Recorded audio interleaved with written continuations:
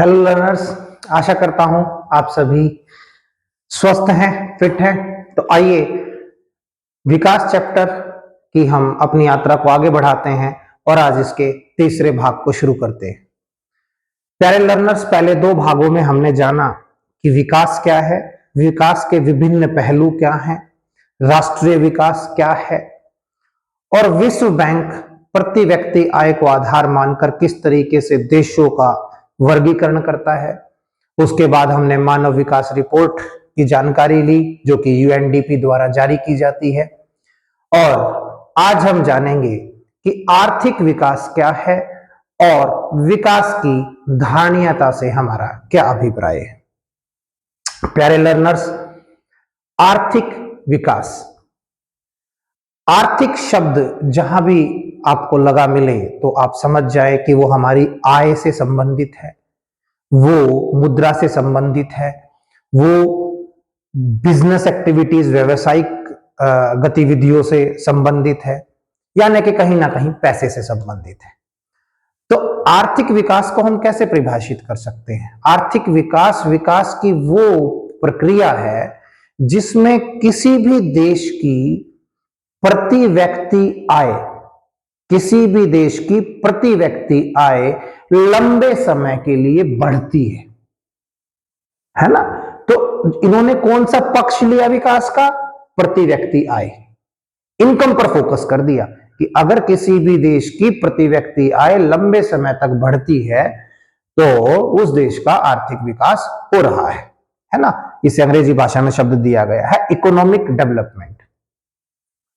अब economic development तो हो रही है, प्रति व्यक्ति आय तो किसी भी देश की, किसी व्यक्ति की बढ़ रही है, लेकिन यहां पिछले कुछ 50 वर्षों से यहां पर कुछ सोचने योग्य बातें जो वैज्ञानिकों ने नोटिस की हैं वो भी सामने आ रही हैं, जिनको एक समझदार व्यक्ति जो है ऑब्जर्व करता है कि प्रति व्यक्ति आय को बढ़ाने के चक्कर में, अपने आर्थिक विकास के चक्कर में, अपने आप को एक विकसित देश बनाने के चक्कर में जो जो गतिविधियां हम या जो जो एक्टिविटीज हम बढ़ा रहे हैं उनसे पर्यावरण पर क्या प्रभाव पड़ रहा है, उनसे हमारे प्राकृतिक संसाधनों पर क्या प्रभाव पड़ रहा है और उनका परिणाम क्या होगा।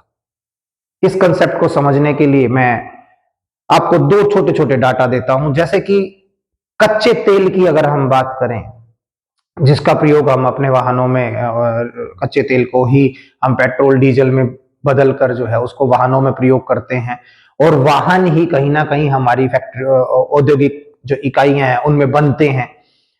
इंडस्ट्रियलाइजेशन में वाहन जो है वो भूमिका निभाते हैं अपनी।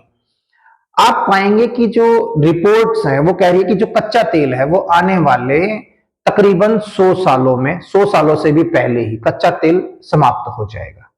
ठीक है। इसके साथ साथ कई बार हम रिपोर्ट पढ़ते हैं कि जो भूमिगत जल है या पीने योग्य जो जल है वो आने वाले सालों में उसकी कमी हो जाएगी। हम उसका अति उपयोग कर रहे हैं, जरूरत से ज्यादा प्रयोग कर रहे हैं। तो इन भविष्य की समस्याओं को सुलझाने के लिए हमने एक कंसेप्ट लिया विकास की धारणीयता, यानी कि विकास प्रक्रिया को सुचारू रूप से चलाने के लिए, अपना विकास करने के लिए, देश का विकास करने के लिए हमें क्या क्या धारण करना है।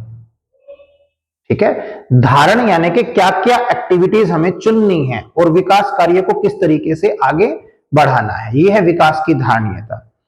अब अगर हम इसके अर्थ को जानें कि विकास की धारणीयता अंग्रेजी भाषा में जिसे सस्टेनेबल डेवलपमेंट कहा जाता है वो है ही क्या, तो हम कह सकते हैं कि विकास की धारणीयता से हमारा अभिप्राय विकास की ऐसी प्रक्रिया से है जिसमें हम प्राकृतिक संसाधनों का प्रयोग इस समझ के साथ करते हैं कि हम इनका प्रयोग उतना ही करें जिससे कि हमारी आवश्यकताओं की पूर्ति हो जाए, वर्तमान पीढ़ी की आवश्यकताओं की पूर्ति हो जाए और भावी पीढ़ी, जो आने वाले हमारे बच्चे हैं, आने वाली पीढ़ी है, उसके लिए भी ये संसाधन बच जाए।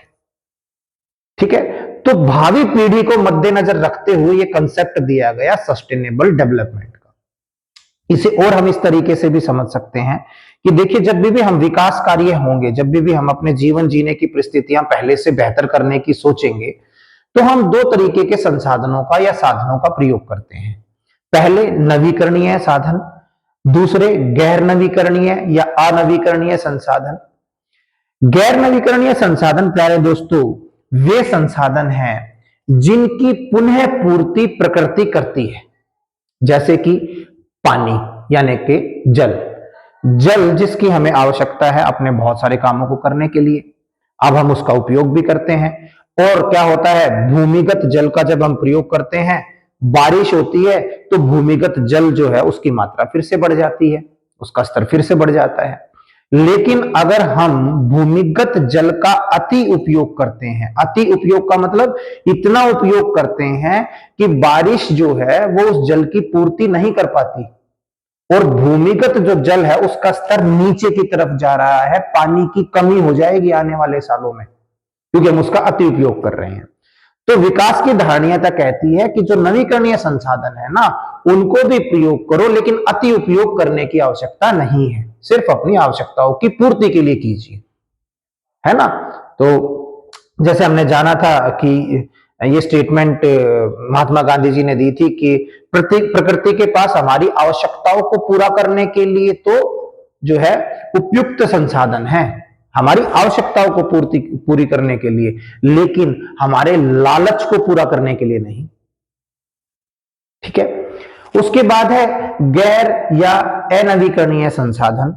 ये ऐसे साधन हैं जिनकी प्रकृति पुनः पूर्ति नहीं करती है, इसके साथ साथ इनके भंडार भी निश्चित है। अगर ये एक बार समाप्त हो गए तो हो गए, फिर तो मिलियंस ऑफ ईयर्स तक हमें वेट करना पड़ेगा, है ना। जैसे कि कच्चा तेल जिससे हमारी व्हीकल्स हम लोग यूज करते हैं, पेट्रोल डीजल, हमारी नेचुरल गैस, ये सारी चीजें अगर निश्चित भंडार में है, अब समाप्त हो गई तो हो जाएंगी, भावी पीढ़ी के लिए नहीं बचने वाली।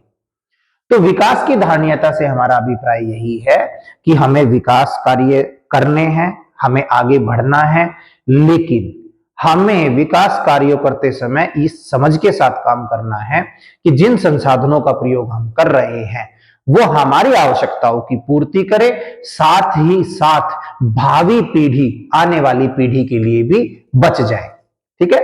यहां पर जो है पर्यावरण को भी एक इंपॉर्टेंट फैक्टर माना गया कि भाई विकास के चक्कर में ऐसा ना हो, फैक्ट्रियां लगा दी खूब सारी शहरों में, खूब सारे उद्योग धंधे स्थापित कर दिए, लेकिन उनके धुएं से जो प्रदूषण हो रहा है उससे तुमने अपने शहर को ही गैस चैम्बर बना लिया है, सांस लेने के लिए हमारे पास स्वस्थ हवा नहीं है, तो फिर ऐसे विकास का करेंगे क्या? ऐसा विकास धारण करने योग्य नहीं है। संतुलन की आवश्यकता है उद्योग इकाइयों में और पर्यावरण में, संतुलन की आवश्यकता है। उद्योग भी जरूरी है, पर्यावरण भी जरूरी है, दोनों को हमें साथ लेकर चलना पड़ेगा और यही है विकास की धारणीयता।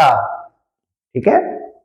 तो इस तरीके से हमारा ये जो चैप्टर है ये समाप्त होता है, विकास। अब अंतिम मैं आपको थोड़ा सा कुछ सजेशन, सुझाव आपके साथ साझा करना चाहता हूं, अपने लिए भी वो चीजें साझा करना चाहता हूं। देखिए दोस्तों, विकास सबके लिए भिन्न भिन्न है ना। आप हम सब आए पैसा कमाना भी चाहते हैं, लेकिन उस पैसे को कमाने के चक्कर में अगर हम कोई एक ऐसा काम कर रहे हैं जो धारण करने योग्य नहीं है, हमने पढ़ा था ना पॉलिटिकल साइंस में कि धर्म क्या है, हमने पढ़ा था धारण करने योग्य। धारण मतलब जिसको करने से समाज में नकारात्मक आचरण ना जाए, जिससे समाज का भला हो, ऐसा व्यवहार हमें धारण करना है। तो अगर मान लीजिए मैं एक अध्यापक हूं और मुझे जो सरकार पैसा दे रही है वो बच्चों को पढ़ाने के लिए दे रही है, लेकिन मैं अपना काम नहीं करता ईमानदारी के साथ, थोड़ी काम चोरी करता हूं, आलस में रहता हूं, तो आप ये मानकर चलिएगा कि ये एक अध्यापक का धर्म नहीं है। ठीक है।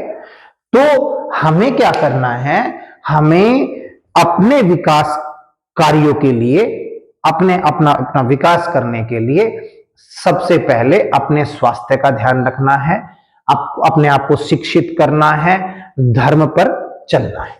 ठीक है। धर्म क्या है? जो आपको भी स्वतंत्रता समानता दे और दूसरे को भी स्वतंत्रता समानता दे, वही धर्म है, राइट। अब बात करते हैं कि सबसे पहले हमें खुद का विकास करना है, उसके बाद हमें अपनी फैमिली को देखना है कि क्या मेरी फैमिली ठीक चल रही है, क्या हम सब एक दूसरे के साथ तालमेल में हैं। अगर परिवार हमारा सही चल रहा है तो हम समाज का हिस्सा बने, समाज में कुछ अच्छा करने की कोशिश करें। कुछ बड़ा नहीं कर सकते तो समाज में कम से कम हम एक सकारात्मक व्यक्ति तो रहें। उसके साथ साथ जब हम अपने समाज से में बेहतर व्यक्ति के रूप में होंगे तो कहीं ना कहीं हम अपने देश के लिए भी कुछ अच्छा कर रहे हैं और अपनी मानसिकता को थोड़ा सा बड़ा कर लें।